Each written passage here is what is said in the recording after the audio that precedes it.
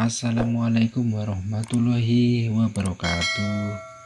Halo sobat guru honorer di seluruh Nusantara dan dimanapun Anda berada. Baik, untuk hari ini sobat jurnal Edukasia, kami akan membahas soal prediksi P3K tahun 2021 tahap kedua ya. Ini untuk persiapan tes tahap kedua nanti ya. Bagi mapel atau mata pelajaran pendidikan agama Islam ya, yang siap lolos pada tahap kedua, mari kita belajar bersama-sama ya. Nomor 1. Pak Ali akan melaksanakan pembelajaran di kelasnya dengan urutan sebagai berikut. A. Membuka pembelajaran dengan mengucapkan salam, mempersiapkan siswa untuk membuka dan mencari topik pembicaraan. Yang B. Menyuruh siswa untuk membuat pertanyaan sesuai dengan materi yang dibahas. Yang C. Memberikan bahan dan sumber belajar yang membahas zakat, definisi, ruang lingkup, jenis-jenis zakat, dan lain-lain. Yang D. Mendorong siswa untuk dapat menguji hipotesis dengan cara membaca referensi dan buku teks yang ada. Yang E. Menyuruh siswa untuk merumuskan kesimpulan dari pencarian data untuk menguji hipotesis. Berdasarkan uraian di atas, Pak Ali akan menerapkan model pembelajaran A. Problem based learning, B. Project based learning, C. Discovery learning, D. Inquiry ya. Coba kita bahas satu persatu ya. Untuk problem based learning itu biasanya dalam melaksanakan pembelajaran ini ditekankan pada masalah yang diajukan oleh guru untuk dipecahkan kepada siswa. Kemudian untuk project based learning itu pembelajaran berbasis project ya. Di sini tidak muncul project itu ya. Kemudian yang C, discovery learning ya. Discovery itu penemuan, jadi pembelajaran berbasis penemuan. Nah, di pembelajaran yang akan dilaksanakan Pak Ali ini juga tidak muncul ya. Nah, berarti di sini adalah yang sesuai adalah inquiry. Nah, kenapa inquiry? Nah, inquiry itu membuat pertanyaan ya, berbasis pertanyaan. Nah, di sini coba kita lihat langkah-langkah pembelajaran inquiry. 1. Orientasi, 2. Merumuskan masalah, 3. Mengajukan hipotesis, 4. Mengumpulkan data, 5. Menguji hipotesis, dan 6. Merumuskan kesimpulan. Nah, kalau seperti ini berarti kata kuncinya adalah ini ya, yang B, membuat pertanyaan. Nah, ini termasuk rumusan masalah. Kemudian ada menguji hipotesis. Nah, kalau sudah ada dua item ini berarti pembelajaran ini modelnya adalah inquiry ya, membuat pertanyaan, menguji hipotesis ini. Nah, jadi untuk menyingkat waktu dalam menjawab pertanyaan, cari saja kata kuncinya. Nah, kalau inquiry ya membuat pertanyaan ini tadi, karena langkah-langkahnya kan termasuk merumuskan masalah. Selanjutnya yaitu menguji hipotesis. Nah, ini dua hal yang paling penting dalam model pembelajaran inquiry yang bisa kita titeni lah bahasa Jawanya, itu untuk memudahkan memilih model pembelajaran apa yang sesuai. Jadi untuk yang nomor 1 jawabannya adalah di inquiry. Nomor 2. Seorang peserta mampu mengendalikan diri dengan baik dalam berbagai situasi dan mampu menjalin kerjasama yang baik dengan teman-temannya dan mampu memposisikan diri di lingkungan dengan baik. Peserta didik tersebut memiliki kecerdasan titik-titik. A. Moral, B. Spiritual, C. Sosial emosional, atau D. Kognitif. Ya, kita lihat dulu, cari kata kuncinya. Yang pertama, mampu mengendalikan diri dengan baik. Ini kaitannya tentang kecerdasan emosional. Yang kedua, mampu menjalin kerjasama yang baik. Berarti mampu menjalin kerjasama dengan orang lain, itu kaitannya tentang kecerdasan sosial. Yang ketiga, mampu memposisikan diri di lingkungannya dengan baik. Berarti juga sama dengan sosial. Di sini berarti siswa ini memiliki kecerdasan C ya, kecerdasan emosional atau sosial emosional. Kita lanjut nomor 3. Salah satu orang tua peserta didik yaitu Pak Dadang mendatangi sekolah untuk melakukan klarifikasi terkait nilai anaknya yang tidak sesuai harapan. Masalahnya anak dari Pak Dadang terkenal sebagai anak yang cerdas sejak kecil, namun nilai yang diperoleh tidak baik. Sambil marah-marah, Pak Dadang mendatangi Bu Lina sebagai wali kelasnya. Kemudian Bu Lina sebagai wali kelas menunjukkan semua data perolehan nilai dari siswa tersebut. Dan setelah melihat dengan mata kepala sendiri, baru Pak Dadang memahami dan meminta maaf kepada Bu Lina. Dengan demikian, Bu Lina telah menerapkan prinsip penilaian titik-titik. A. Terpadu, B. Akuntabel, C. Sistematis, D. Adil, E. Objektif. Coba kita lihat satu persatu. Terpadu itu apa? Terpadu itu penilaian oleh pendidik yang merupakan salah satu komponen yang tak terpisahkan dari kegiatan pembelajaran. Kemudian akuntabel, penilaian dapat dipertanggungjawabkan baik dari segi teknik, prosedur, atau hasilnya. Sistematis, penilaian dilakukan secara berencana dan bertahap dengan mengikuti langkah-langkah baku. Adil, penilaian tidak membeda-bedakan. Sedangkan objektif, penilaian didasarkan prosedur dan kriteria yang jelas, tidak dipengaruhi subjektivitas penilai. Nah, di sini itu kasusnya adalah Pak Dadang ini menganggap bahwa anaknya itu sejak kecil itu dia pandai, cerdas. Ya, tapi kenyataannya ketika sekolah ia mendapatkan nilai yang rendah. Nah, Pak Dadang ini tidak terima, terus bertemu dengan wali kelasnya yaitu Bu Lina, wali kelas anaknya Pak Dadang ini. Kemudian Bu Lina pun langsung memberikan data nilai dari siswa tersebut. Nah, jadi setelah itu Pak Dadang harus berbesar hati. Ternyata melihat kenyataannya itu bahwa anaknya itu sebenarnya tidak seperti apa yang dipikirkan selama ini. Nah, di sini kata kuncinya itu Bu Lina sebagai wali kelas menunjukkan semua data perolehan nilai dari siswa tersebut. Nah, berarti apa? Penilaiannya ini jenisnya terpadu, akuntabel, sistematis, adil, atau objektif. Nah, yang paling sesuai itu adalah akuntabel. Ya, kenapa akuntabel? Penilaian ini dapat dipertanggungjawabkan dari segi teknik, prosedur, dan hasilnya. Nah, Bu Lina ini sudah mengikuti prosedur, sudah sesuai teknik, dan memberikan hasilnya kepada Pak Dadang ini, bahwa anaknya itu sedemikian ini loh hasil dari belajarnya selama ini. Nah, itu berarti jawabannya adalah penilaian akuntabel. Baik, kita lanjut nomor 4. Memaksimalkan kegiatan ekstrakurikuler, melakukan rekreasi dengan guru, dan melakukan kegiatan informal lainnya memiliki fungsi untuk mengatasi kesulitan belajar dalam hal titik-titik. A. Memukakan gagasan, B. Mengaktualisasikan diri, C. Penciptaan hubungan yang baik, D. Memformulasikan tindakan.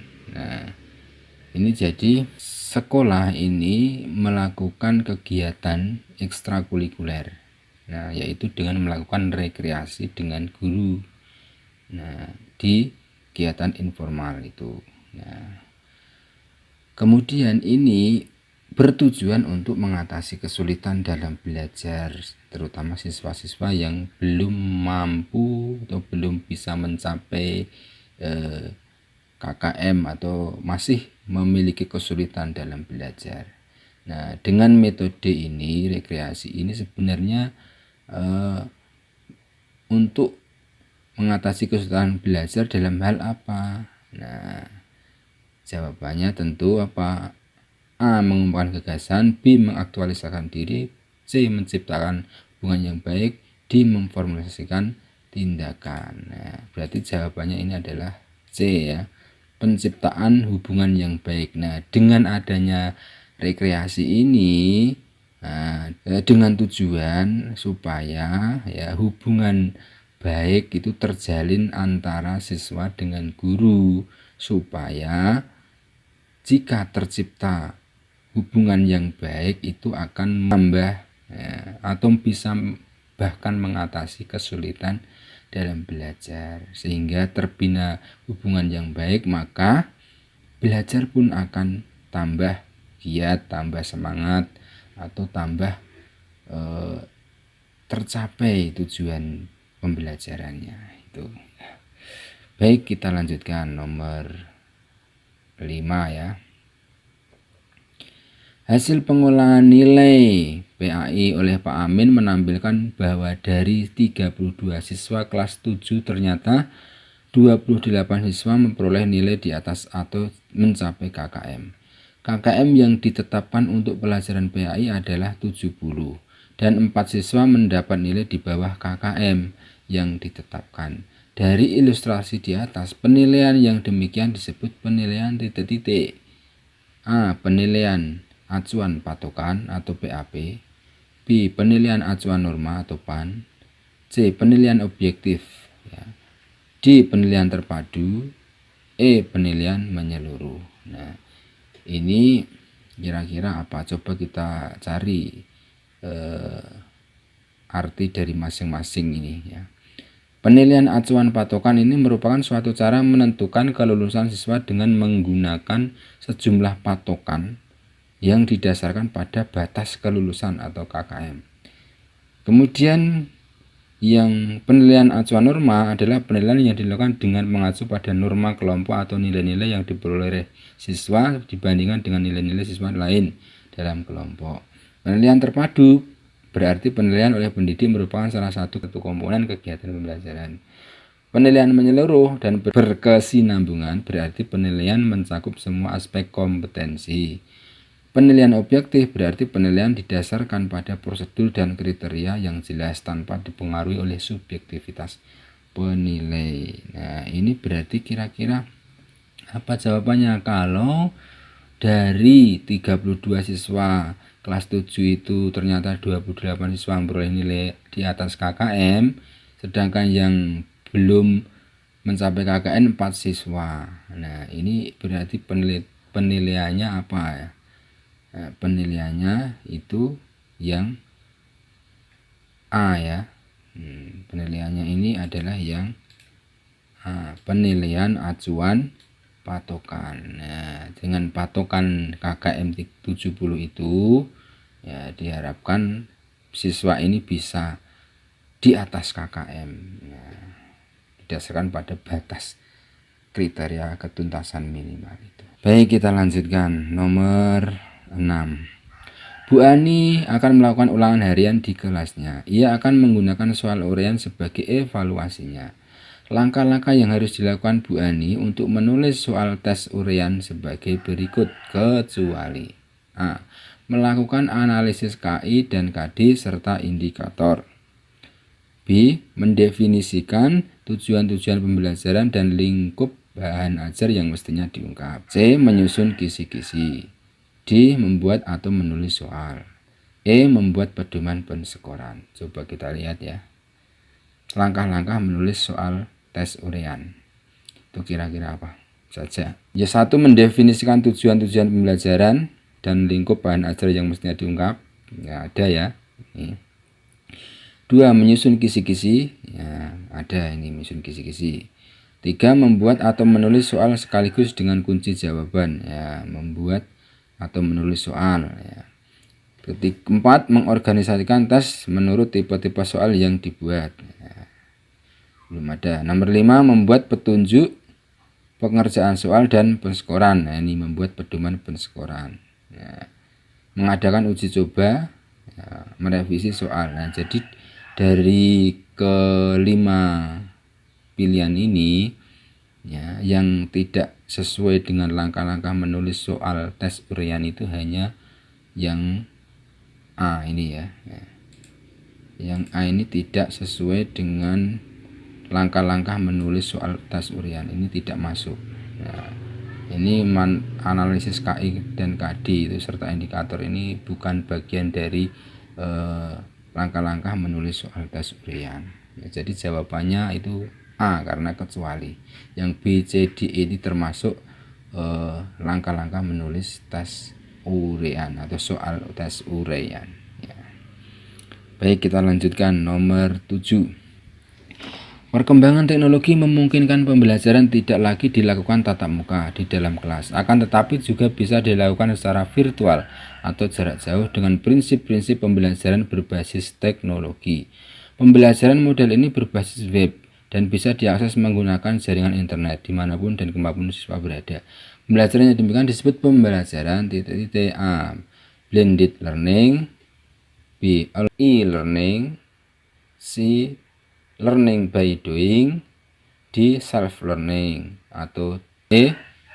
Efficient learning. Ya, itu kira-kira apa? Nah, kalau blended learning, ya, blended learning itu pembelajaran yang merupakan kombinasi antara pembelajaran jaringan dan luar jaringan atau sekarang disebut daring dan luring. Nah, kalau learning by doing itu pembelajaran dengan aksi, melakukan. Self learning belajar sendiri. Efficient learning pembelajaran yang efisien. Berarti pembelajaran yang dilakukan secara virtual atau jarak jauh atau sekarang disebut daring, nah, dengan menggunakan jaringan internet, nah, itu berarti disebut pembelajaran dengan pembelajaran dengan e-learning ya, e-learning. Baik, nomor 8 sekarang. Dari hasil penilaian guru diperoleh beberapa siswa mencapai kriteria ketuntasan belajar dan ada juga yang belum mencapai kriteria ketuntasan belajar. Dari hasil oleh nilai tersebut dapat dijadikan sebagai bahan guru untuk melakukan tindak lanjut pembelajaran. Yang merupakan pemanfaatan hasil penilaian guru adalah kecuali. Ya, pemanfaatan hasil penilaian guru, tapi kecuali A. Memperbaiki program pembelajaran, B. Menyelenggarakan program pembelajaran bagi siswa yang hasilnya rendah, C. Menyelenggarakan pengayaan bagi siswa yang hasilnya tinggi, D. Mengadministrasikan hasil penilaian, atau E. Menyusun laporan penilaian. Kita tujuan dari analisis hasil penilaian. 1. Memperbaiki program pembelajaran. 2. Menyelenggarakan program pembelajaran bagi siswa yang hasilnya rendah. Tadi ada ya. Menyelenggarakan pengayaan bagi siswa yang hasilnya tinggi. Menyusun laporan hasil penilaian. Nah, berarti nomor 8 ini adalah jawabannya kecuali. Berarti yang kecuali itu adalah yang mengadministrasikan hasil penilaian. Nah, kalau analisis hasil penilaian itu tadi kan termasuk memperbaiki program pembelajaran, menyelenggarakan program pembelajaran, menyelenggarakan pengayaan, ya, menyusun laporan hasil penilaian. Ini analisis penilaian, hasil penilaian. Nah, jadi jawabannya kecuali yang D. Baik, kita lanjutkan nomor 9. Pada sebuah rencana RPP tertulis contoh rumusan indikator kompetensi menjelaskan kondisi operasi sistem dan komponen perangkat keras. Jika pendidik ingin menyusun menjadi tujuan pembelajaran, maka rumusan yang tepat adalah A. Setelah melakukan proses pembelajaran melalui praktik, siswa dapat menjelaskan kondisi operasi sistem dan komponen perangkat keras berupa komponen input, komponen proses, dan komponen output. B. Setelah melaksanakan pembelajaran dan menggali informasi melalui diskusi, siswa dapat menjelaskan kondisi operasi sistem dan komponen perangkat keras dan secara benar. C. Siswa dapat menjelaskan operasi sistem dan komponen perangkat keras meliputi komponen input, proses, dan output kegiatan belajar. Benar ya. Yang D. Menjelaskan kondisi operasi sistem dan komponen perangkat keras, komponen input, proses, dan output tanpa melihat catatan. E. Setelah melaksanakan pembelajaran dan menggali informasi melalui diskusi materi kondisi sistem dan perangkat keras dan komponen perangkat keras secara benar tanpa melihat catatan. Nah, kita lihat tujuan pembelajaran meliputi komponen hanya saja. A. Audience, dalam hal ini siswa.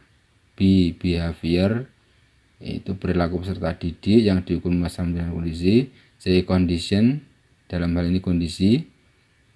Kemudian di degree adalah tingkatan perilaku misalnya dengan benar dan teliti itu ya. Nah, berarti tujuan pembelajarannya itu adalah apa kira-kira nomor 9 ini yang sesuai dengan indikator ini ya. Berarti untuk merumuskan menyusun tujuan itu menjadi apa tujuannya itu. Berarti nomor 9 ini adalah yang sesuai adalah yang B ya, yang B ini.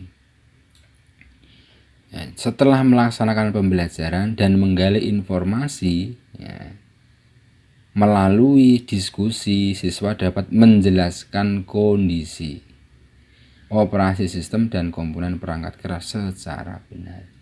Ini yang tujuan pembelajaran yang sesuai ya. Karena sesuai dengan yang B ini sesuai dengan syarat ini tadi, tujuan pembelajaran ini tadi memiliki ada audien, behavior, kondisi, degree ini ya. Jadi jawabannya nomor 9 adalah B ya. Kita lanjut nomor 10. Perhatikan teknik-teknik penilaian berikut. A. Atau 1. Observasi. 2. Penilaian langsung. 3. Laporan tertulis. 4. Laporan diri. 5. Atas tertulis. Pertanyaannya, penilaian sikap yang tepat adalah A. 1, 2, 3, A. 1, 2, 3, B. 1, 3, 5, C. 1, 2, 4, D. 1, 2, 5, atau E. 1, 4, 5. Nah, teknik penilaian sikap itu ini ya. Nah, kita lihat ini ya. Observasi ada 1 ya.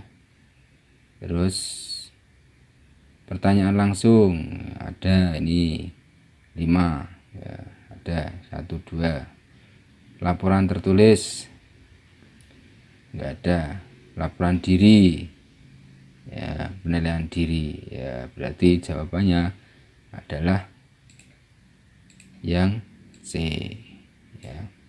1 observasi, 2 pertanyaan langsung, 4 laporan diri atau penilaian diri.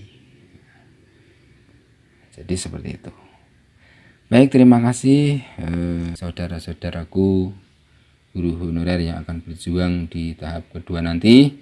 Demikian video mengupas tuntas terkait KI, KD, dan penilaian ya, mudah-mudahan nanti bisa membawa manfaat dan menambah referensi untuk tes tahap kedua nanti, dan mudah-mudahan Bapak Ibu semuanya sukses dan mendapatkan apa yang diinginkan.